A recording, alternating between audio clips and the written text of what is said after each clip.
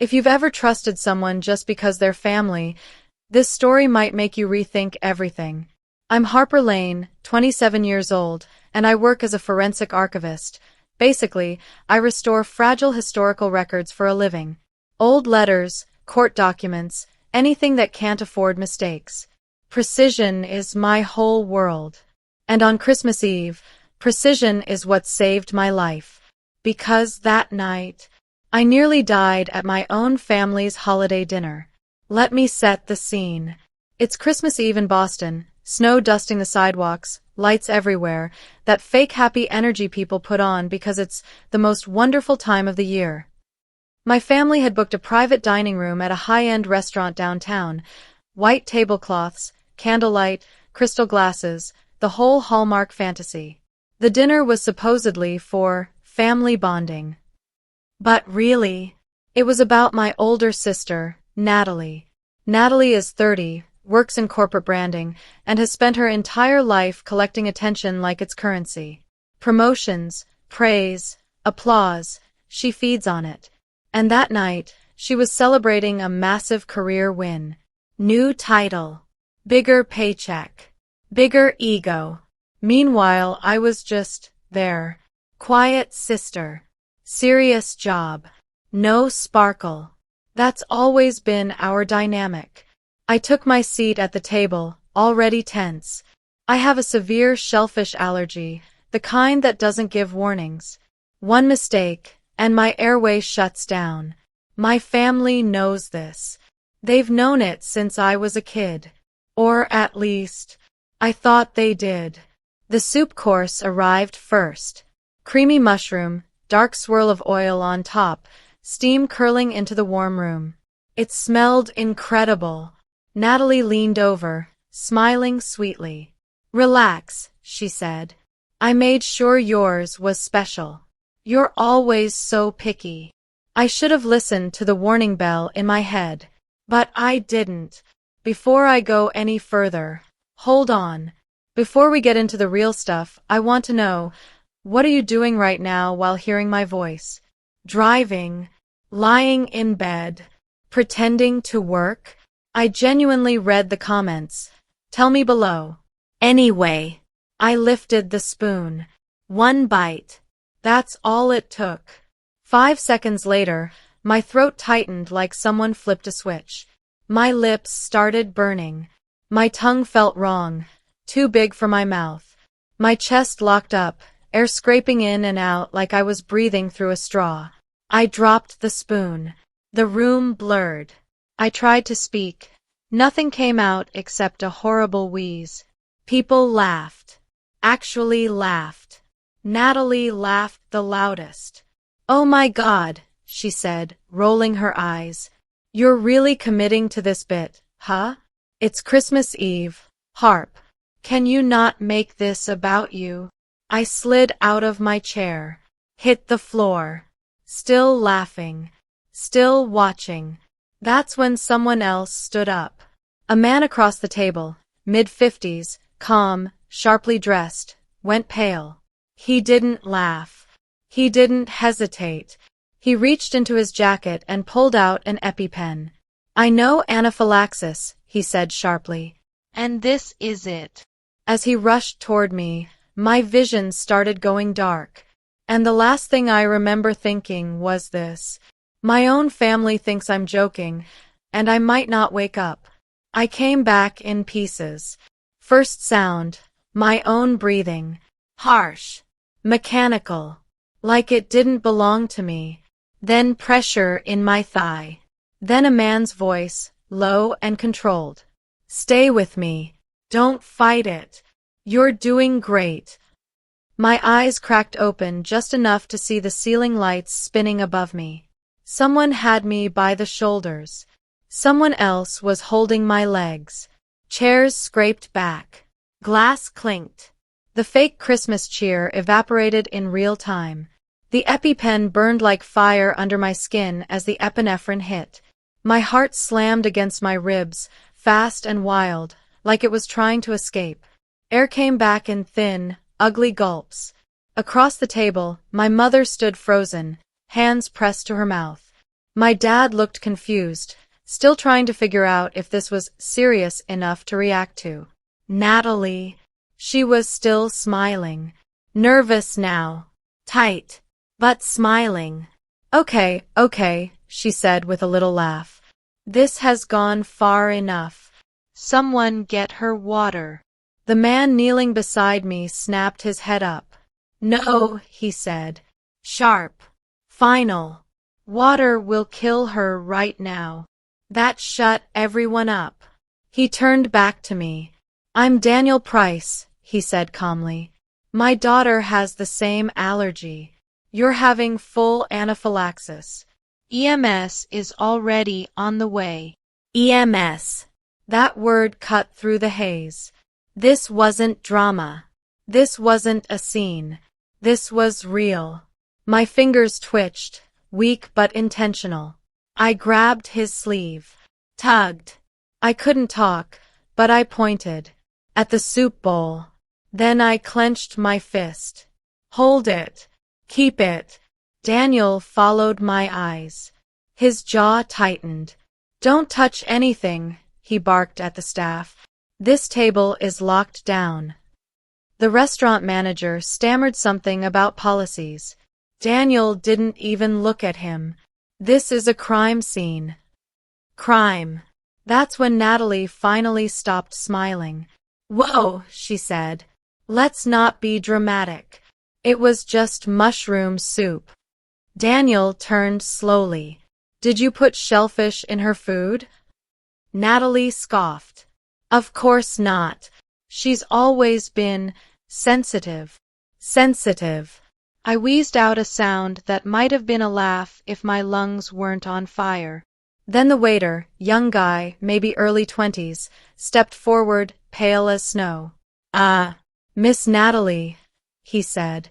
You asked the chef to add the crab oil. You said it was a surprise. Silence. The kind that makes your ears ring. My dad turned toward Natalie. You did what? Natalie's face drained fast. That's not, he's confused, she snapped. I just wanted flavor. A tiny bit. I didn't think. You didn't think she'd die? Daniel cut in. That word, die, hit the room like a dropped plate. My mom started crying. Loud. Panicked sobs. Oh my God, Natalie, why would you do that? I didn't mean it like that. Natalie shot back. She exaggerates everything. I thought she'd get itchy or something. I didn't think. She didn't think. But I did. As the adrenaline steadied my breathing just enough, the fog lifted. And what I saw wasn't my sister panicking. It was my sister realizing she'd lost control of the story. The sirens came next, muffled through the walls, growing louder. Paramedics rushed in, efficient, no nonsense. Oxygen mask. 4. Blood pressure cuff tightening around my arm. She's unstable, one of them said. We need to transport now. As they lifted me onto the stretcher, Natalie stepped closer. Harper, she said softly. Come on. Don't let this ruin Christmas Eve. We're family. Family. I looked at her. Really looked. At the woman who fed me poison to knock me down a peg. I reached up and pulled the oxygen mask away just long enough to rasp 3 words. Save the soup. Daniel's eyes flicked to the bowl. Then back to me. Got it. No one cleans anything, he said loudly. Security, lock this room. Natalie's breath hitched. What are you doing? She whispered. You're blowing this out of proportion. I wanted to tell her something. That proportion doesn't matter when you almost stop breathing. That jokes don't come with ambulances. That this wasn't a misunderstanding. It was a test she failed. But my throat closed again, and the mask went back on. As they wheeled me toward the doors, I caught one last glimpse of Natalie. Not smug. Not confident. Terrified. And for the first time that night, I knew something for sure. This wasn't ending in a hospital room. This was just the beginning. I didn't sleep that night. Not really. I drifted in and out while machines beeped and hummed around me, the smell of antiseptic replacing Christmas candles. My throat felt like I'd swallowed broken glass. Every breath scraped. Every swallow burned. The doctor told me I was lucky. That word again. You were minutes away, she said, adjusting my four. If that EpiPen hadn't been administered when it was, we'd be having a very different conversation. Different conversation. Different ending. I nodded, but inside, something cold settled in my chest. Luck didn't put crab oil in my soup. Someone did. It was early Christmas morning when the door to my hospital room cracked open. Soft footsteps. I already knew who it was before I opened my eyes. My mom. She smelled like perfume and guilt. "Oh, honey," she whispered, rushing to my bedside. I was so scared. I didn't answer. Not because I couldn't. Because I didn't want to. Behind her came my dad, hands in his coat pockets, jaw tight like he was bracing for impact. And last, Natalie. Her eyes were red. Her makeup was gone. She looked smaller somehow. Good. I didn't mean it, she said immediately, words tumbling out fast. I swear. I thought you were being dramatic like always. I didn't think. I held up a hand. Stop. My voice was wrecked, barely more than air, but it cut the room clean in half. You don't get to explain, I said. Natalie blinked. What? You don't get to explain intent, I continued. Intent doesn't open airways. Silence. My mom stepped in fast. She's sorry, Harper. This was a horrible mistake. But we can move past it. It's Christmas. Move past it. Like it was a bad gift receipt. My dad cleared his throat. Let's not blow this up. You're alive. That's what matters. I stared at him. That's what matters. I whispered. Bare minimum survival? Natalie scoffed under her breath. You're really going to milk this?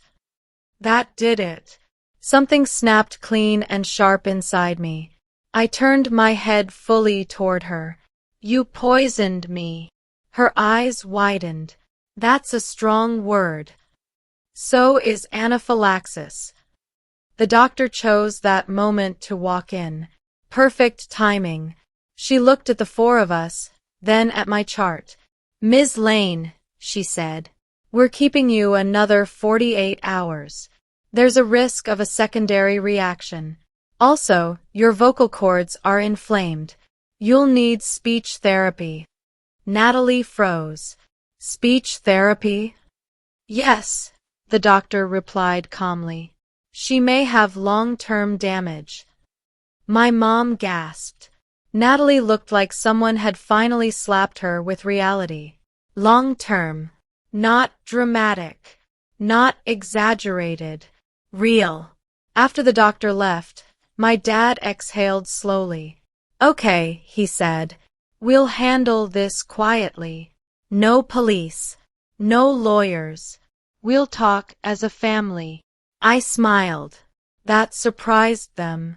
No, I said softly. You won't. Natalie laughed nervously. You're not serious. I turned to my mom. Did you know she put shellfish in my food? My mom hesitated. Just a second. But that was enough. I suspected, she admitted quietly. But I didn't want to believe she'd do that. There it was. Complicity wrapped in denial. My chest tightened, not from allergy this time, from betrayal. I asked Daniel Price to preserve the soup, I said. All three of them stiffened. My dad's eyes widened. The guy from the dinner? Yes, I replied. And he called his lawyer, and his security team, and the restaurant filed an incident report. Natalie's face went white. You said you didn't want to ruin anyone's career, she whispered. I said I didn't want chaos, I corrected. This is accountability. My dad's voice dropped. You wouldn't do this to your own sister. I met his gaze. She did it to me first. Natalie lunged forward. You're going to destroy my life over a joke? I didn't raise my voice. I didn't need to. You destroyed Christmas Eve, I said. I just survived it. Security knocked on the door then. 2 officers. Calm. Professional. Ms. Lane, one said. We need to ask you a few questions about the incident. Natalie stumbled back like she'd been shoved. My mom started crying again. My dad looked old. As they escorted me for a statement, Natalie grabbed my wrist. You think you won, she hissed. But family always comes first. I leaned close, voice raw but steady. Not when family tries to bury you. They pulled her away. As the door shut, I felt something unexpected. Relief. Because once the truth is spoken out loud, there's no stuffing it back in the box. And while I lay back against the hospital pillows, staring at the ceiling, one thought echoed louder than the monitors around me. If Natalie thought this was the end, she had no idea what I was about to do next. Here's the thing nobody tells you about almost dying.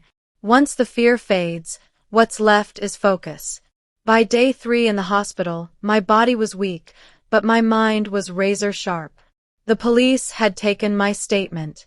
The soup had been secured. The restaurant staff had cooperated. And Natalie? She'd gone radio silent. No texts. No calls. No fake apologies. Which told me everything I needed to know. She was lawyering up. Good. Because so was I. My attorney, Rachel Morgan, walked into my hospital room like she owned the place. Early 40s. No nonsense. Sharp eyes that missed nothing. She flipped open her folder and said the words I'd been waiting for. This isn't an accident case. This is intent. Music to my ears. Rachel laid it out clean and brutal. We have witness statements from the waiter and the chef. We have physical evidence. We have your medical records documenting anaphylaxis. And we have her own words. Multiple people heard her mock you while you were on the floor. I swallowed carefully. What does that mean? It means, she said, she's exposed. Criminally and civilly. Finally. Rachel explained the charges the DA was considering. Aggravated assault. Reckless endangerment. Potential felony territory. But here's the thing. Trials take time. And Natalie? She thrived on dragging things out, twisting narratives, exhausting people until they folded. I wasn't going to let that happen. I don't want court, I said. I want consequences. Rachel smiled.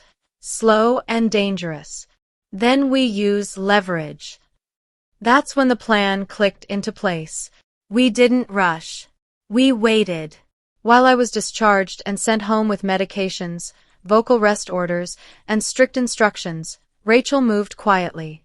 She gathered affidavits, locked in timelines, preserved digital evidence, texts, emails, social media messages Natalie had sent bragging about humbling me before Christmas. Yeah. She'd been dumb enough to put it in writing. My parents, meanwhile, kept calling. Voicemails stacked up. Let's not tear the family apart. She didn't mean it like that. People are asking questions. That last one, that's when I knew the pressure was working. Because once outsiders start asking, control slips. Rachel scheduled mediation exactly 3 weeks after Christmas Eve. Not a coincidence. Long enough for panic to set in. Short enough that Natalie couldn't spin a new story. The location was neutral. Corporate conference room. Beige walls. Fluorescent lights. No comfort. No home field advantage. I walked in calm. Natalie did not. She looked polished, but her eyes were wrecked. Dark circles. Tight jaw. She hadn't slept. Good. My parents flanked her like shields. Rachel slid the first document across the table. This is the evidence package, she said. Everything the DA will see if this goes criminal. Natalie's lawyer skimmed it once. Then again. Then swallowed hard. This is extensive, he admitted. I leaned forward just enough to speak. You poisoned me on Christmas Eve, I said, in front of witnesses, and laughed. Natalie exploded.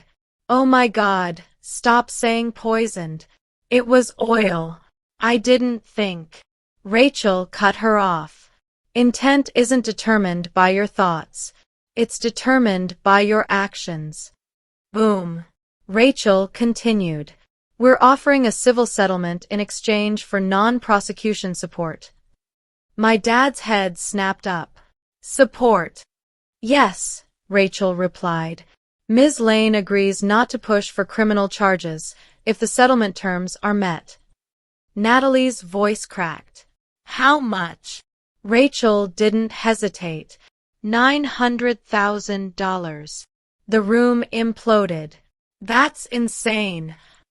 Natalie shouted. You're trying to ruin me. No, I said calmly. You tried to kill me. This is the bill.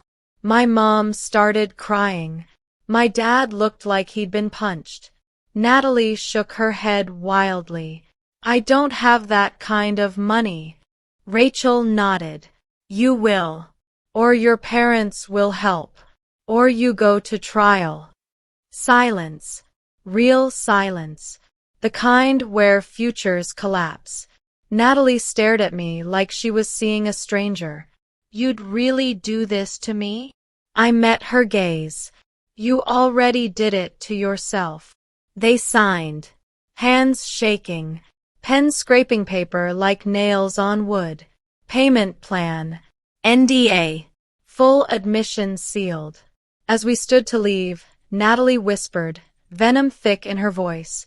You think you won. I paused. Looked back. Oh, I said softly. This isn't the win.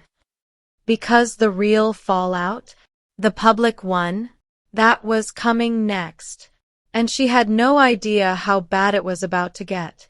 The first payment hit my account 14 days later. I didn't celebrate. I just stared at the number on my phone and felt heavy. Because money doesn't undo almost dying. But it does expose the truth. Natalie paid by liquidating her life. That luxury condo she loved showing off on Instagram? Gone. Sold fast and under market. The car she leased to look executive? Returned. The designer bags? Quietly resold through a consignment broker who didn't ask questions. And my parents, they emptied their retirement accounts to cover the gap. They never said it out loud, but I could hear it in every strained voicemail. This is your fault. I didn't answer, because something bigger was happening behind the scenes. Word got out. Not in headlines. Not in flashy posts. In whispers. And in corporate America, whispers are lethal. Natalie had been up for a major role at her firm, regional director, big title, bigger influence. But HR doesn't like liabilities. Neither do legal teams. A week after the settlement papers were signed, she was let go due to restructuring. That's corporate speak for you're radioactive. She called me that night. I almost didn't pick up. Almost. What did you tell them? She demanded the second I answered. I told the truth, I said. Her voice cracked. You ruined everything. No, I replied. I survived you. Click. After that, the calls stopped. But the fallout didn't. Friends distanced themselves. Invitations dried up. People who once laughed at her jokes suddenly got busy. Turns out, nobody wants to be close to someone who poisoned their own sister on Christmas Eve. Shocking, right? Meanwhile, I was rebuilding. Physically first. Speech therapy 3 times a week. Slow exercises. Breathing drills. Learning how to trust my own voice again. Every session reminded me how close I'd come to losing it. And emotionally, therapy got real fast. Because when someone you grew up with tries to harm you, it messes with your wiring. I stopped romanticizing family. Stopped minimizing red flags. Stopped apologizing for existing. And while Natalie's world shrank, mine got bigger. Daniel Price, the man who saved my life, checked in regularly. Not out of obligation, out of respect. One afternoon, he said something that stuck with me. "You handled this like a professional," he said. "Most people freeze. You preserved evidence." I smiled. "It's literally my job." He laughed. "You ever thought about consulting? High-risk document recovery. Private collections." That conversation turned into a contract. Then another. Then another. By spring, my calendar was booked solid. I used part of the settlement money to launch my own firm, Silent Ledger Archives. Clean. Quiet. Precise. Just like me. Natalie found out through mutuals. She sent one last message. "You think you're better than me now?" I didn't reply, because the answer was obvious. No, I was safer. That summer, I ran into an old family friend at the grocery store. She hesitated before speaking, eyes darting like she was checking for cameras. "I heard about what happened," she said quietly. "I'm glad you're okay." Then she lowered her voice. "Natalie's been struggling." I shrugged. She should. That sounds cold. But here's the truth nobody likes to say out loud. Struggle is what happens when consequences finally show up. Natalie took a job at a call center across town. Temporary. No benefits. Scripted lines. From executive meetings to being hung up on all day. Life has a sense of humor like that. My parents tried to reconnect. Family dinners. Holidays. Fresh starts. I declined. Because forgiveness without accountability is just permission. And I was done handing that out.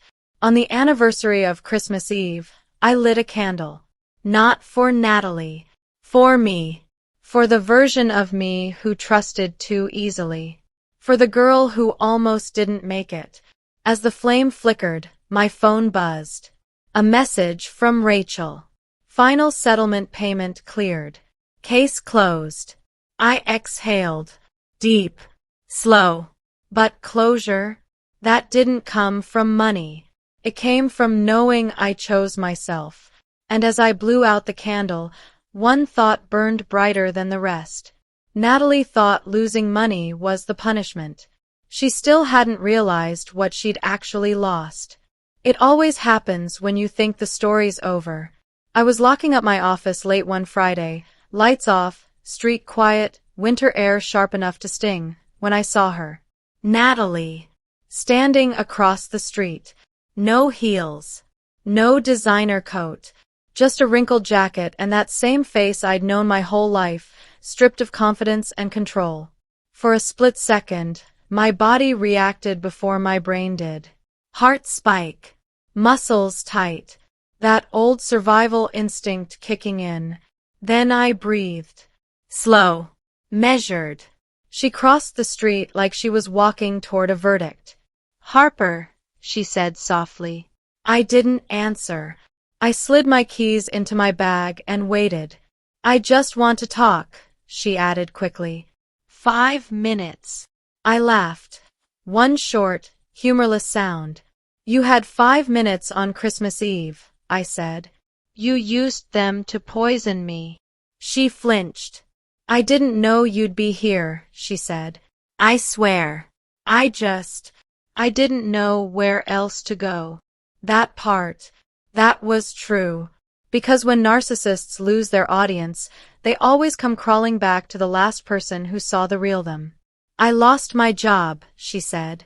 Again. Apparently, the call center didn't work out. She'd mouthed off to a supervisor. Couldn't help herself. I can't sleep, she continued. I can't eat. Everyone looks at me like I'm a monster. I tilted my head. Imagine how I felt on the floor, I said. When I couldn't breathe. She swallowed. I said I was sorry. No, I corrected. You said you didn't mean it. There's a difference. She took a step closer. I need help. There it was. Not accountability. Not remorse. Need. I don't have anyone, she whispered. Mom and Dad barely talk to me.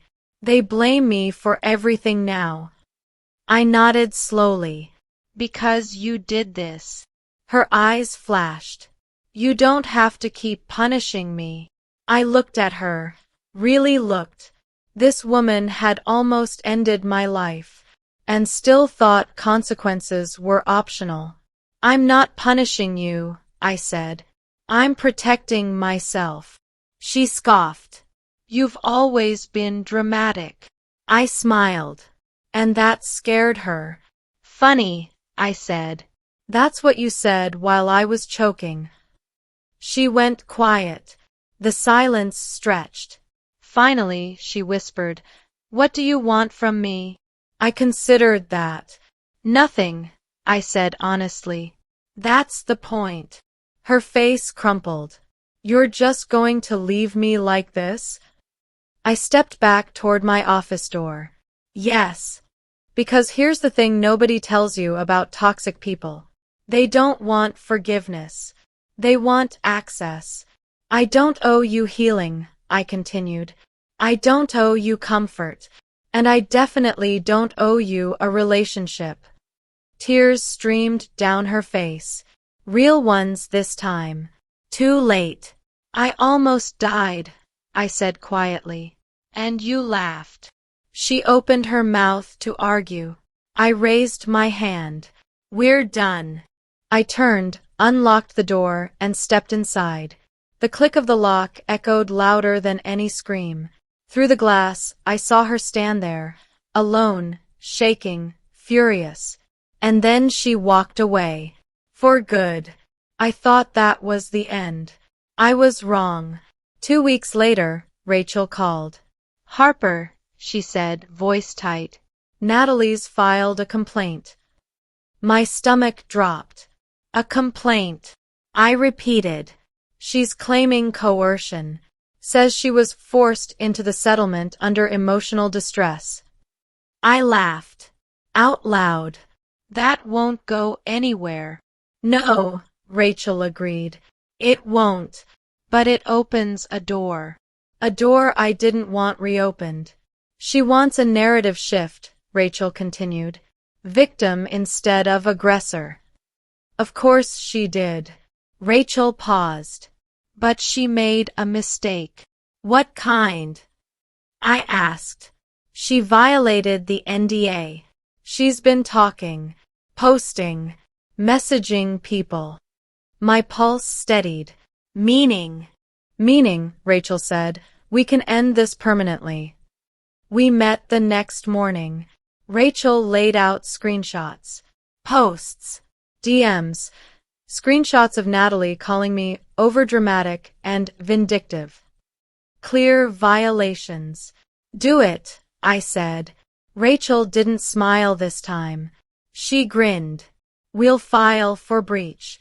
Full damages. Natalie thought she'd hit rock bottom. She was about to learn there was a basement. And as I signed the paperwork, one thought settled deep in my chest. Some people don't change when they lose everything. They change when they lose the ability to hurt you ever again. The final hearing lasted less than 30 minutes. That's it. 30 minutes to officially end a relationship that had defined my entire childhood. Natalie didn't show up confident this time. No power suit. No fake tears for the room. Just a wrinkled blazer and eyes darting like a trapped animal. Her lawyer looked tired. Rachel didn't. The judge reviewed the breach. The NDA violations. The screenshots. The posts. The messages where Natalie couldn't stop herself from rewriting history. It was clean. Clinical. Brutal. Breach confirmed. Penalties enforced. Additional damages awarded. Permanent restraining order granted. Natalie wasn't allowed to contact me again. Ever. Not directly. Not indirectly. Not through family. Not through social media. Not through accidental run-ins. The gavel came down. And just like that, she was done. As court adjourned, Natalie turned toward me one last time. Her face twisted with something ugly, rage mixed with humiliation. "You think this makes you powerful," she spat. "I didn't raise my voice. I think this makes me safe." That shut her up. She stormed out. I didn't watch her leave. Because for the first time in my life, I didn't feel responsible for what happened to her next. Outside, the air felt lighter. Sharper. Like I'd been holding my breath for years and just exhaled. Rachel closed her folder. "It's over," she said. "Legally. Completely." I nodded. But the real ending? That came later. On Christmas Eve. 1 year to the day. I didn't spend it with family. I spent it exactly where I wanted to be. Alone in my office. Soft music playing, city lights glowing outside the window like distant stars. I poured myself a drink. Nothing fancy. Just quiet. No tension. No walking on eggshells. No bracing for the next joke. I thought about the girl I'd been. The one who swallowed disrespect because it was easier. The one who confused loyalty with endurance. The one who thought silence was strength. I wished I could tell her something. So I will, right now. If someone risks your safety and calls it humor, that's not love. If someone hurts you and tells you to get over it, that's not family. And if someone almost kills you and expects forgiveness, they don't deserve access to your life. Natalie faded fast after that. No career comeback. No social redemption arc. No dramatic apology tour. Just quiet obscurity. And honestly, that was the most fitting ending of all. As for me, my firm doubled in size. I hired people who respected boundaries, who valued precision, who understood that silence can be powerful, but only when it's chosen. I learned to trust my instincts again. I learned that revenge doesn't have to be loud to be devastating. Sometimes, it's just walking away alive and making sure the door locks behind you. Before I end this, I want to say something real. If you've ever been hurt by someone close to you, family, partner, friend, and made to feel dramatic, weak, or disposable, you're not crazy. And you're not alone. Your safety matters more than their comfort. And if this story hit you in the chest the way it hit mine while living it, do me a favor. Like the video. Share it with someone who needs to hear it. And subscribe to the channel, Silent Revenge Lab. Because silence isn't weakness. Used right, it's power. And sometimes, it's survival.